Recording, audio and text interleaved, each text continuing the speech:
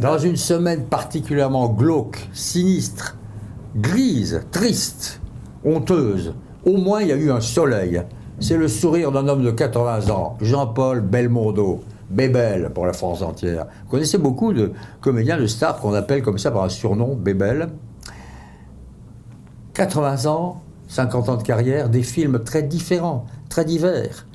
Voilà un homme qui avait une crédibilité, qui a une crédibilité telle qu'il peut aussi bien incarner le voyou avec le chapeau et le clope dans le grand tournant du cinéma français à bout de souffle, le Godard, que le guignolo, l'homme d'Oriot, ou même le prêtre de Léon Morin, de Melville.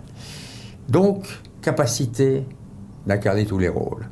Et puis, cette espèce de sourire intérieur.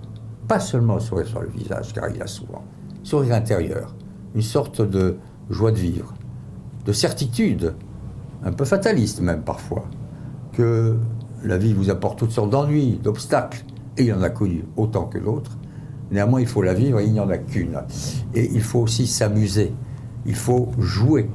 Un comédien joue à l'écran, il joue aussi dans la vie. Jean-Paul est un homme, je m'en souviens assez sur les tournages, qui adore déconner, comme on disait. J'ai fait 2 films avec lui, L'Alpagueur et L'Héritier. C'est la raison pour laquelle je me permets de parler de lui de cette façon. Ça a été formidable. Tout le monde m'a demandé, mais comment c'était de travailler avec Bébel ou avec Belmondo? C'était très simple. Il fallait accepter cette décontraction apparente et savoir qu'il avait travaillé son rôle, qu'il arrivait le connaissant, même s'il arrivait sur le plateau avec le journal de l'équipe sous le bras, et qu'il suffisait de dialoguer avec lui. On ne dirige pas la direction d'acteur, entre guillemets.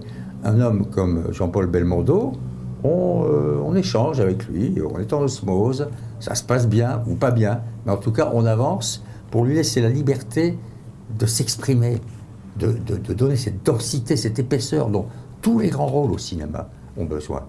Gabin, Ventura, Montand, Delon, tous, cette épaisseur, cette densité qui traverse l'écran, cette crédibilité, et puis aussi le fait que dans la vie, Jean-Paul star, c'est une star sur l'épaule de laquelle on peut taper, et il vous tapera sur votre propre épaule. Donc, populaire. Donc, aimer des gens.